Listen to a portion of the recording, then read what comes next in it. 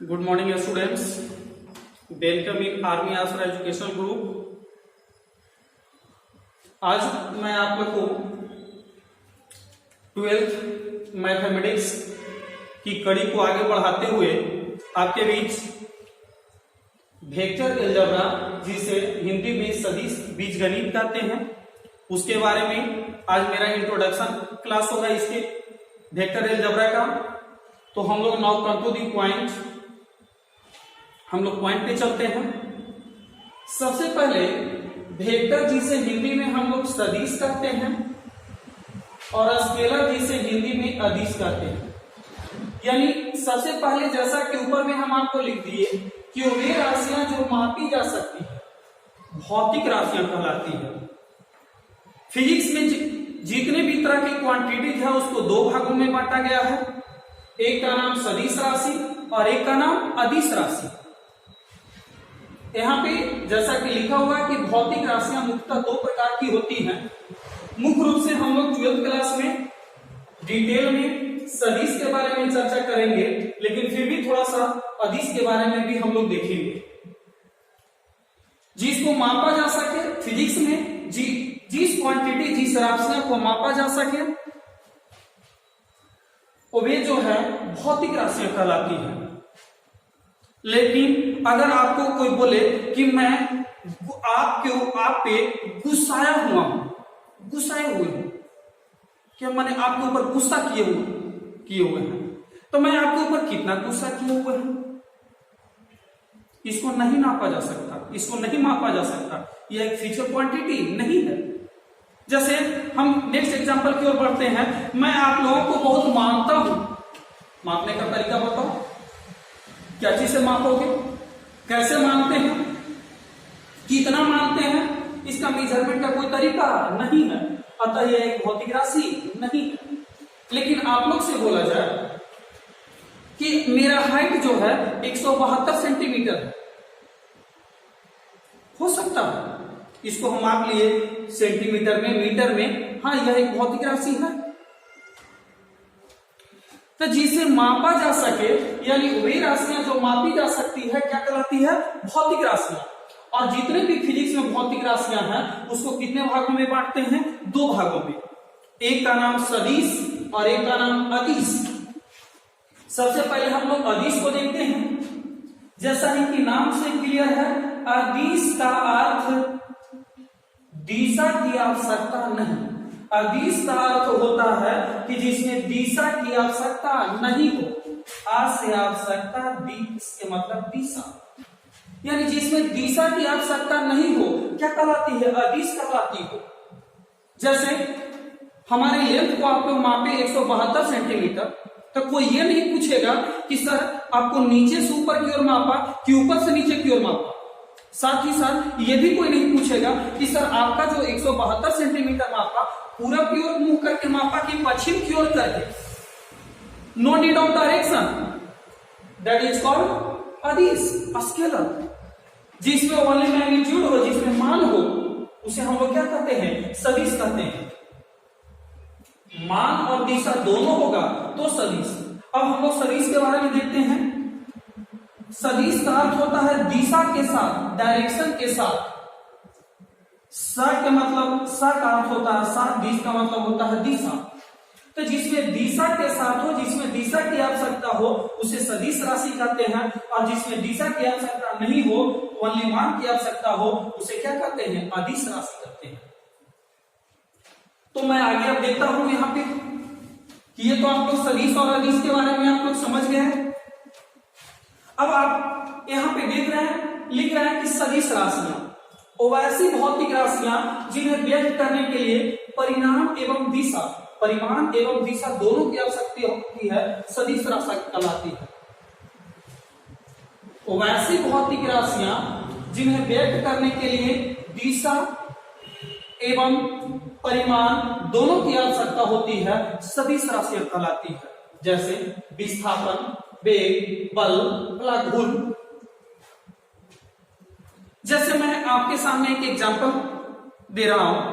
अगर आपसे बोले कि जब बाहर एक सामान रखा हुआ है लेकर आ जाओ, 2 किलोमीटर घर से बाहर एक सामान है, लेकर आ जाओ। शायद आप घर से बाहर जाओगे और फिर लौट कर आओगे कि सर 2 किलोमीटर तो है, आखिर किस दिशा में? यही कहलाता है विस्थापन। यानी जिसमें मैग्नीट्यूड के 2 किलोमीटर आपका मैग्नीट्यूड कहलाया, 2 किलोमीटर डिस्टेंस है वो मैग्नीट्यूड कहलाया, और मैग्नीट्यूड के साथ साथ डायरेक्शन किस दिशा में, ये तो जिसमें मैग्नीट्यूड और डायरेक्शन दोनों की जरूरत हो उसे हम लोग कहते हैं सदिश राशियां। और जिसमें सिर्फ और सिर्फ मैग्नीट्यूड यानी वैसी भौतिक राशियां जिन्हें व्यक्त करने के लिए सिर्फ परिमाण की आवश्यकता होती है, क्या कहलाती है? अदिश राशि कहलाती है। जैसे चाल, कार्य, ऊर्जा, शक्ति, दाब, द्रव्यमान, ये सब जो कहलाती है अदिश राशियां हैं। अब सबसे पहला चैप्टर है मैथमेटिक्स का एनसीईआरटी का एक्सरसाइज 10.1, जिसमें आपको पहले 2 क्वेश्चंस में सदिश और अदिश राशियों को पहचानने के लिए कहेगा। तो सबसे पहले हम जो है आपके प्रॉब्लम को समझते हुए मैंने समझा कि बहुत सारे बच्चे जो है सदिश और अदिश पहचानने में ही दिक्कत कर देते हैं। ऐसे तो इसका मुख्य रूप से डिटेल 11th क्लास के फिजिक्स में पढ़ना है सदिश और अदिश के बारे में, लेकिन फिर भी मैं आपकी परेशानियों को दूर करते हुए एक गर्मा-गर्म ट्रिक्स आपके सामने दे रहे हैं, जिससे मैं उम्मीद करूंगा कि आज के बाद आप लोग को सदिश और अदिश पहचानने में कोई दिक्कत नहीं होगा। एक बात थी कि एक समय की बात थी कि एक माँ और बेटा एक मेला घूमने के लिए गया। एक माँ और बेटा एक मेला घूमने के लिए गया।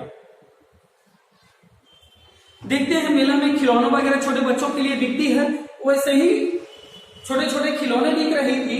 तो वहां पे बच्चा जिद करने लगा मां से कि हमें बांस ले दो। क्या ले दो? हमें बांस ले दो। कौन बोला? बच्चा बोला। किससे? मां से, कि हमें बांस ले दो। मां भी बेचारी आज के टेक्निकल युग में उतना ही चला, बच्चा को रोते हुए बच्चे को शांत करने के लिए, चुप करने के लिए क्या क्या दिमाग नहीं लगाती है। मां बोलती है दाल और भात लिए हुए थी और बोल रही है बेटा को कि बेटा 4 बांस आवेगा, 4 बांस आवेगा, भात खा ल। मां क्या कहती है कि बेटा 4 बांस ले देंगे, खरीद देंगे, पहले तू क्या कर, भात खा ल। इतना अगर आप याद रखें आपका क्लियर हो गया। जैसे ये 4 बांस से देखेंगे, जैसा कि आपको एग्जांपल में भी हम दे दिए थे।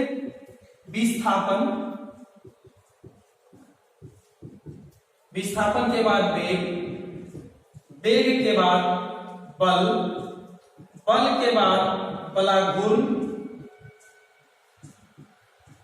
स से संवेग, मोमेंटम करते हैं। आ से आवेग, आवेग, भा से भार, त्व से त्वरण, एक्सीलरेशन जिसे अंग्रेजी में कहते हैं। फिर से विस्थापन, वेग, बल, बलाघूर्ण, संवेग, आवेग, भार, त्वरण। अब तो मैं उम्मीद करता हूं कैसे याद रखना है कि 4 बांस आपका खरीदेंगे। क्या करो? 4 बांस आवेगा, भात खा लो। इसके साथ ही साथ और कुछ इसमें है जिसको आप लोग याद रख लेंगे। विद्युतीय क्षेत्र, चुंबकीय क्षेत्र, विद्युतीय द्विध्रुव आघूर्ण, विद्युतीय द्विध्रुव आघूर्ण, चुंबकीय द्विध्रुव आघूर्ण, चुंबकीय द्विध्रुव आघूर्ण, धारा घनत्व, 1 2 3 4 5 6 7 8 ये और 5 नीचे, 8 5 13। इसके अलावा जितना भी आपको कोई बोले स्केलर स्केलर स्केलर स्केलर, सिर्फ इसको खाली याद कर लेना। क्योंकि इसको याद करना आसान ये है कि सदिश की संख्या कम है और अदिश की संख्या ज्यादा है, तो हमें सदिश की संख्या को याद करना ज्यादा बेहतर होगा। फिर से 4 बार ब से विस्थापन, ब से वेग, ब से बल, ब से वाला घूर्ण, स से संवेग, आ से आवेगा से आवेग, भा से भार, त से त्वरण, विद्युतीय क्षेत्र, चुंबकीय क्षेत्र, विद्युतीय द्विध्रुव आघूर्ण, चुंबकीय द्विध्रुव आघूर्ण, धारा घनत्व। इसके अलावा आपके सामने जो कुछ भी रहे वह होगा स्केलर स्केलर स्केलर स्केलर। क्या मैं उम्मीद करूं कि स्केलर और वेक्टर आप पहचान लोगे? तो चलिए इसके बाद हम लोग आगे देखते हैं। अब आपसे कोई पूछे कार्य स्केलर, इसमें जो भी नाम आपके इसके अलावा जितना भी बोले, ऊर्जा नहीं है इसमें, स्केलर शक्ति नहीं है, स्केलर दाब नहीं है, स्केलर, इसके अलावा जो कुछ भी बचेगा सब आपको क्या कहलाएगा? स्केलर स्केलर स्केलर यानी अदिश। अब आगे इसको देखते हैं कि हम लोग सदिश यानी दिशा के साथ अदिश जिसमें दिशा की आवश्यकता नहीं।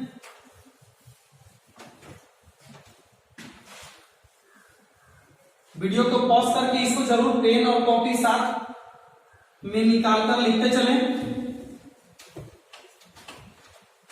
अब आगे हम लोग देखते हैं, एक नोट में यह भी जानना चाहिए क्योंकि आगे ऐसे आएगा, इसका अभी जरूरत नहीं है। हम लोग देखेंगे नोट में कि यदि एस से स्केलर को डिनोट करते हैं और भी से वेक्टर को, अगर स्केलर में स्केलर को जोड़ दें, घटा दें, गुना कर दें, भाग दे दें, हमको जो मिलेगा स्केलर मिलेगा। स्केलर में स्केलर को जोड़ेंगे स्केलर, स्केलर में स्केलर को घटाएंगे स्केलर, स्केलर में स्केलर से गुना करेंगे स्केलर, और स्केलर से स्केलर में भाग देंगे स्केलर। लेकिन यहाँ पे ध्यान देने योग्य बात है, उसी तरह वेक्टर में वेक्टर को जोड़ेंगे वेक्टर मिलेगा, और वेक्टर में वेक्टर को घटाओगे तो वेक्टर मिलेगा। लेकिन प्यारे छात्रों, गुना में थोड़ा सा संभल जाना, नहीं तो एक्सीडेंट का चांसेस ज्यादा बनता है। अगर वेक्टर गुना वेक्टर, वेक्टर आप लोग अभी तक समझते थे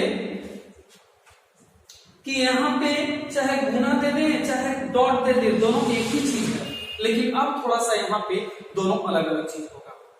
इसको हम लोग पढ़ेंगे क्रॉस, इसको पढ़ेंगे डॉट। यदि वेक्टर में वेक्टर से क्रॉस कर दें, यानी वेक्टर क्रॉस वेक्टर, तब तो वेक्टर मिलेगा।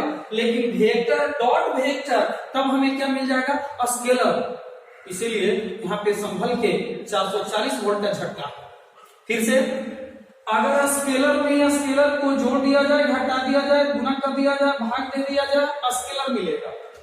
वेक्टर में वेक्टर को जोड़ दें, घटा दें, वेक्टर मिलेगा। लेकिन वेक्टर क्रॉस वेक्टर वेक्टर, परंतु vector dot vector scalar. Clear? अब आगे इसके आगे देखते हैं हम लोग।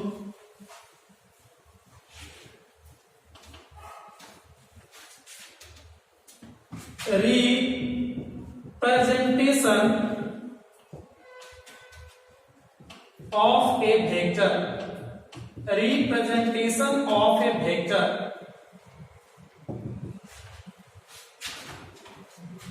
किसी भी वेक्टर को रिप्रेजेंट करने का, यदि मान लो यहां पे यह पॉइंट ए है और यह पॉइंट बी है, वेक्टर के लिए एक डायरेक्शन होना चाहिए।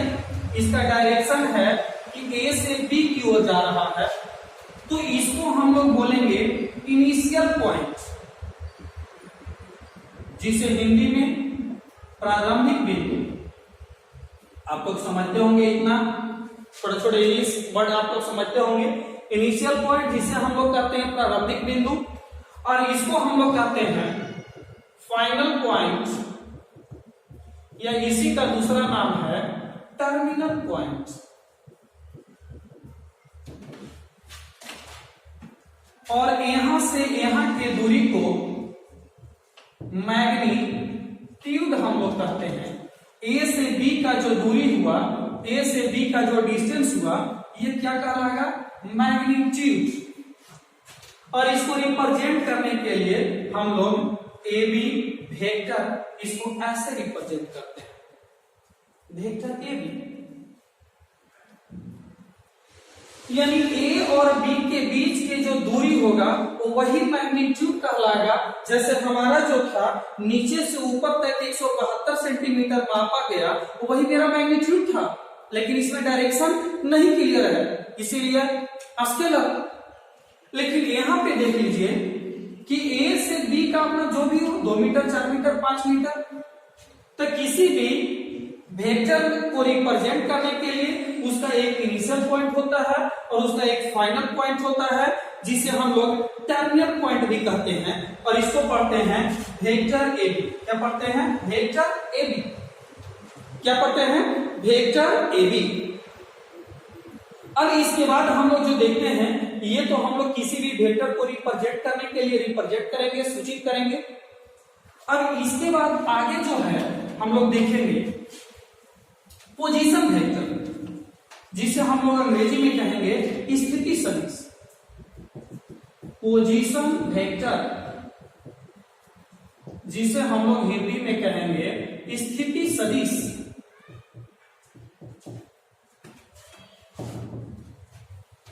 यहां जो हम लोग देखेंगे,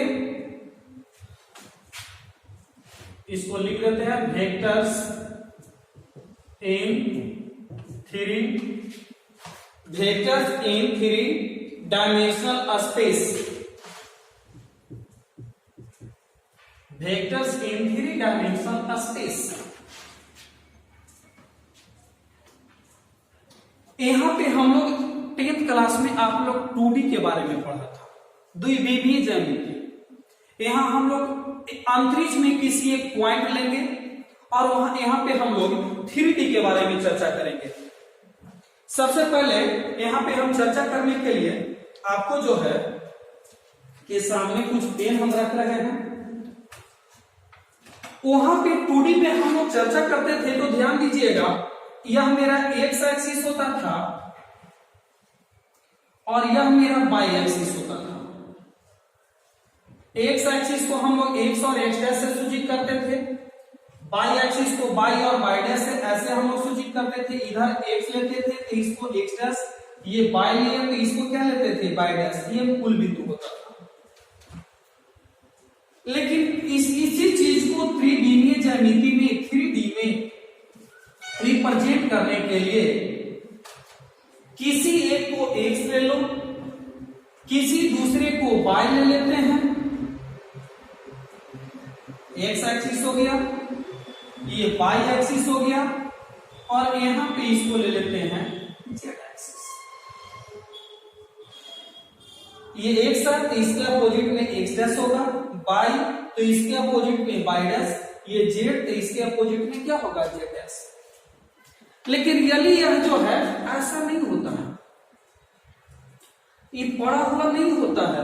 बहुत सारे बच्चे, जैसे यह मान लो एक स्पेस है, अंतरिक्ष है, यह मेरा एक्स है, किसी को भी एक्स ले सकता है। इसको एक्स को जरूरी नहीं है कि इसको एक्स, इसको वाई, इसको जेड, इसको भी एक्स मान सकता है, इसको वाई, किसी को एक्स, किसी को वाई, किसी को जेड आप लोग मान सकते हैं। जैसे हम यहाँ पे ले रहे हैं आपके सामने, पेन के द्वारा हम समझाने की कोशिश कर रहे हैं, बहुत क्रिटिकल चीज है। यह मान लिया आपका एक्स एक्सिस है, यह आपका वाई एक्सिस है, जेड एक्सिस जो होगा आपका ये होगा, फिर से एक्स एक्सिस और वाई एक्सिस और जेड एक्सिस जो होगा आपका सीधे इस पे ऐसे।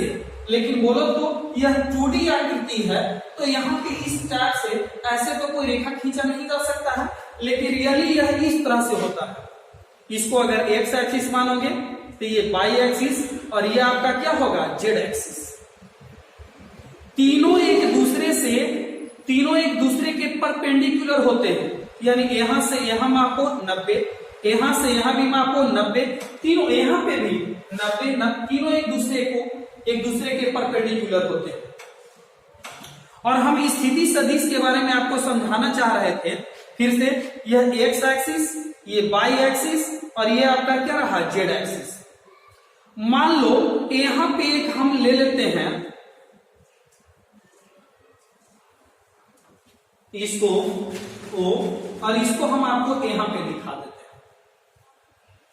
रियल में ये इस पे लेटा हुआ नहीं होगा, ये यहां पे जैसे बोलिए यहां पे हम लोग जो दिखाए ये लेटा हुआ नहीं, तो उसी तरह यहां पे भी ये लेटा हुआ नहीं होगा, ये इस टाइप से होगा। लेकिन यहां पे तो 2D में दिखाया नहीं जा सकता है। तो यहां पे O से मान लिया यह पॉइंट जो होगा, यह पॉइंट को मान लिया ए पॉइंट मान लिया, क्या मान लिया, इस पॉइंट को हम लोग ए मान लिया। तो एक्स अक्ष से भी इस पॉइंट का कुछ दूरी होगा, वाई एक्सिस से भी मान लो एक्स अक्ष से इस पॉइंट का दूरी जो हुआ ये हुआ, वाई अक्ष से भी इस पॉइंट का दूरी होगा, जेड अक्ष से भी इस पॉइंट का दूरी होगा। मान लो एक्स अक्ष से दूरी को एक्स नियामक सूचित किए, वाई अक्ष से दूरी को वाई नियामक और जेड अक्ष से दूरी को जेड नियामक सूचित किए। तो आपका एक जो है अंतरिक्ष में किसी भी बिंदु का पोजीशन वेक्टर, किसी भी बिंदु का स्थिति सदिश ज्ञात करने के लिए आपका एक रेफरेंस पॉइंट होना चाहिए। जैसे आप लोग देखते होंगे सूर्य से पृथ्वी की दूरी या उस किसी ग्रहों के बीच की दूरी, तो वहां पे एक रेफरेंस पॉइंट किसको मानकर बताया जाता है, अंतरिक्ष में एक रेफरेंस पॉइंट सूर्य को माना जाता है। उसी तरह यहाँ पे हम लोग रेफरेंस पॉइंट किसको मानकर चलेंगे, ओ को। रेफरेंस पॉइंट किसको मानकर चलेंगे, ओ को। और ओ से ए के बीच की दूरी को सूचित करने के लिए हम लोग इसको ओए वेक्टर कर सकते हैं, या इसको हम लोग इसके दूरी को वेक्टर आर से भी डिनोट करते हैं, ओए वेक्टर या वेक्टर आर से।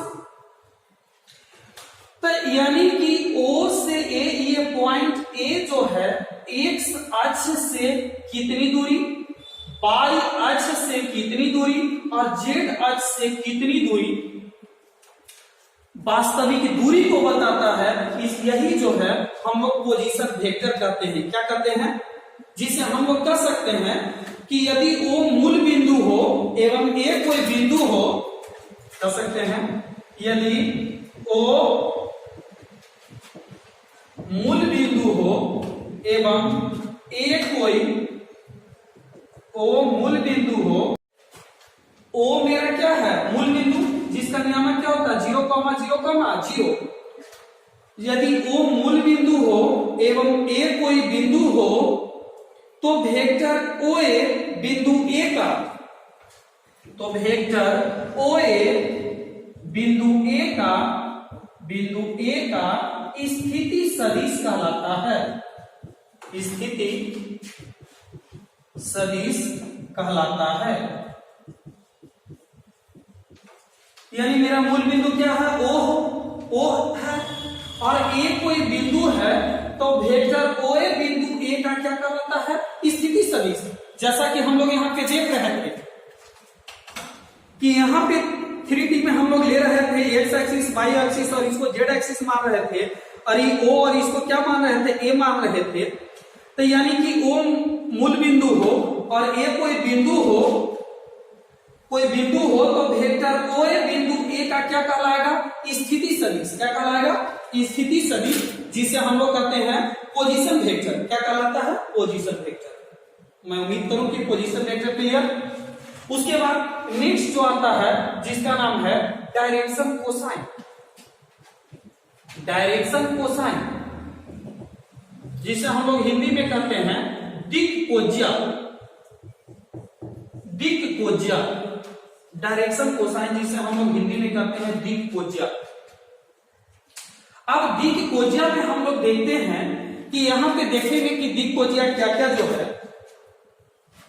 जैसे यहां एक्स एक्सिस वाई एक्सिस और जेड एक्सिस, यहां पे मान लिया OA ये स्थिति सदिश है, तो ये एक्स एक्सिस के साथ भी एंगल बनाएगा, बाई अक्ष के साथ भी एंगल का निर्माण करेगा और जेड अक्ष के साथ भी एंगल का निर्माण करेगा, एक्स अक्ष के साथ भी एंगल का निर्माण करेगा, बाई अक्ष के साथ भी एंगल का निर्माण करेगा और जेड अक्ष के साथ भी एंगल का निर्माण करेगा। तो यहां पे दी कोसाइन, यानी कहने का अर्थ हुआ कि यहां पे ये ओए जो पोजीशन वेक्टर है एक्स अक्ष के साथ जो एंगल का निर्माण करेगा, मान लो ये अल्फा,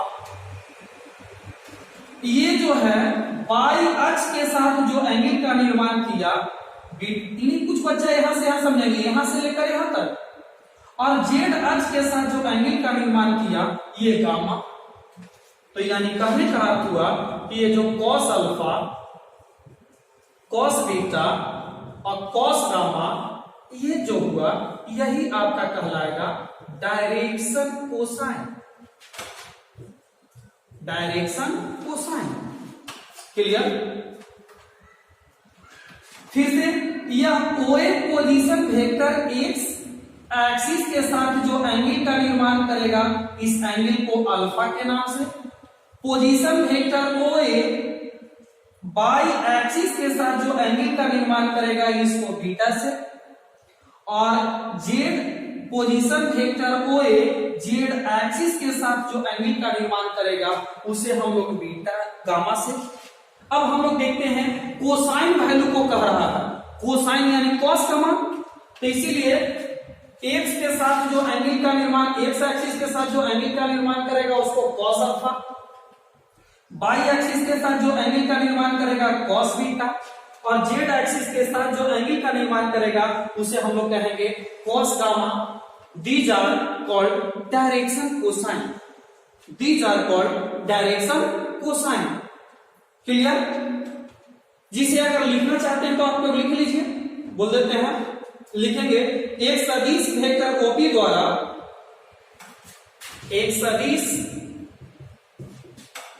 वेक्टर ओपी द्वारा, एक सदिश वेक्टर ओपी द्वारा एक्स अक्ष, बाई अक्ष, एक सदिश वेक्टर ओपी द्वारा एक्स अक्ष, बाई अक्ष एवं जेड अक्ष की धनात्मक दिशाओं के साथ, एक्स अक्ष, बाई अक्ष एवं जेड अक्ष की धनात्मक दिशाओं के साथ, धनात्मक दिशाओं के साथ अल्फा बीटा, अल्फा बीटा और गामा, अल्फा बीटा और गामा कौन बनाता है? अल्फा बीटा और गामा कौन बनाता है? तो कॉस अल्फा, कॉस बीटा एवं cos gamma, cos alpha, cos beta एवं कॉस गामा को सदिश ओपी का, को सदिश ओपी का दिक् कोज्या कहते हैं। तो सदिश ओपी का दिक् कोज्या कहते हैं या दिक् कोज्या कहलाता है।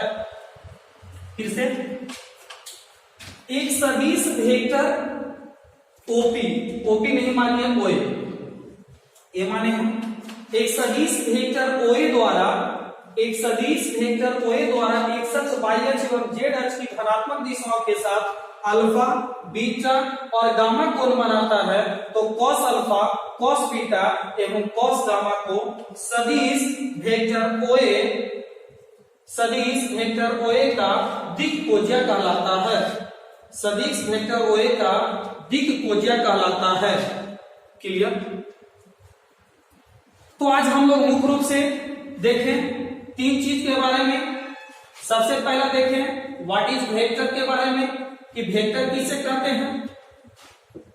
दूसरा हम लोग देखें पोजीशन वेक्टर के बारे में कि स्थिति सदिश क्या है। तीसरा हम लोग देखें डायरेक्शन कोसाइन के बारे में, डायरेक्शन कोसाइन। मुख्य रूप से आज हम लोग क्या व्हाट इज वेक्टर, सदिश क्या है, पोजीशन वेक्टर स्थिति सदिश क्या है, डायरेक्शन कोसाइन क्या है। मैं उम्मीद करता हूं कि इतना आप लोग का क्लियर। आप लोग भी घर पे क्या कर सकते हैं, चौकी के किनार पे एगो को एक्स एक्सिस, एक को वाई एक्सिस, पेन को इस तरह एक जेड एक्सिस बना के कोई ओपी एक वेक्टर ले लेना, एक्स के सापेक्ष, वाई के सापेक्ष और जेड के सापेक्ष आप लोग ज्ञात कर सकते हैं, देख सकते हैं, समझ सकते हैं। तो चलिए आज अगले क्लास में हम आज यहीं तक आप लोग को इंट्रोडक्शन ऑफ वेक्टर में हम लोग देखिए what is vector, position vector क्या है, डायरेक्शन कोसाइन क्या है। तो आज यहीं तक आपका। अगले क्लास में हम इसी के अगले कड़ी को बढ़ाते हुए टाइप्स ऑफ वेक्टर में चलेंगे। साथ ही साथ मैं अगर पूरी ईमानदारी के साथ अगर आपको समझाया और अगर आपको समझ में आ गया होगा तो इतना मेरा अधिकार बनता है कि आप लोग जो है इस वीडियो को अधिक से अधिक शेयर करें और अभी तक चैनल को सब्सक्राइब नहीं किए हैं तो चैनल को सब्सक्राइब कर दें। Thank you for watching this video. That's okay, thank you.